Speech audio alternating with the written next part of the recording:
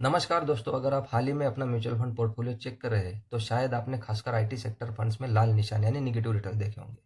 Pandemic के बाद यानी कोरोना के बाद पहली बार ऐसा हुआ है कि आईटी सेक्टर फंड्स के 3 साल के एसआईपी रिटर्न्स निगेटिव टेरिटरी में चले गए हैं। आइए पहले फैक्ट समझते हैं। निफ्टी 50 टीआरआई ने लगभग +9.1% रिटर्न दिया है, जबकि एवरेज आईटी सेक्टर फंड का 3 ईयर एसआईपी एक्सआईआरआर गिरकर -1.6% हो गया है।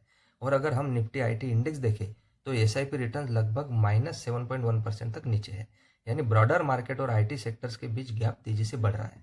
क्या यह 2020 जैसा क्रैश है? बिल्कुल नहीं। 2020 में पूरा मार्केट एक साथ गिरा था, लेकिन आज सिचुएशन अलग है।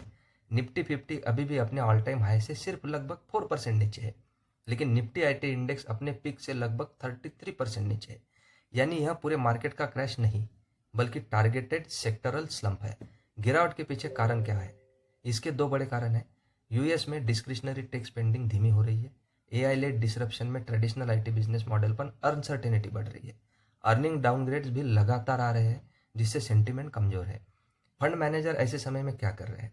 यहाँ इंटरेस्टिंग बात यह है कि फंड्स मैनेजर्स डिवाइडेड है। कुछ फंड जैसे सैमको फ्लेक्सी कैप और मोतीलाल ओसवाल ईएलएसएस ने आईटी एक्सपोजर पूरा तरह एग्जिट कर दिया है। वही दूसरी तरफ आईसीआईसीआई प्रू वैल्यू और टाटा फ्लेक्सी कैप जैसे फंड्स आईटी में एक्सपोजर बढ़ा रहे हैं, करेक्शन को अपॉर्चुनिटी मानकर। यानी मार्केट में क्लियर कंसेंसस नहीं है सेक्टर के अंदर क्या हो रहा है। यह ब्लाइंड बाइंग या सेलिंग की कहानी नहीं है, यह सिलेक्टिव कन्विक्शन की कहानी है। मैस्टेक में एक्टिव फंड होल्डिंग लगभग 250% बढ़ी है, यानी 250% एक्सपोजर लिया है। वही नज़ारा टेक्नोलॉजीज और टाटा टेक्नोलॉजीज में होल्डिंग 70% से ज़्यादा कम हो गई है। यानी fund manager stock specific strategy अपना रहे हैं।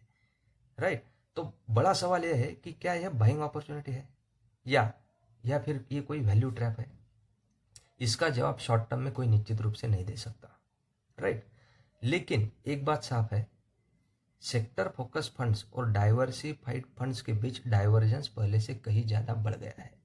दोनों में अंतर है, सेक्टर फोकस फंड्स और डाइवर्सिफाइड फंड्स में, क्योंकि सेक्टर फंड ज़्यादा नेगेटिव रिटर्न दे रहा है और डाइवर्सिफाइड फंड्स लगभग उससे अच्छा परफॉर्म कर रहा है। अगर आपका पोर्टफोलियो आईटी हुई है तो रिव्यू जरूर करें, डाइवर्सिफिकेशन मेंटेन रखें, शॉर्ट टर्म पैनिक सेलिंग से बचें, long term goal based investing पर फोकस करें।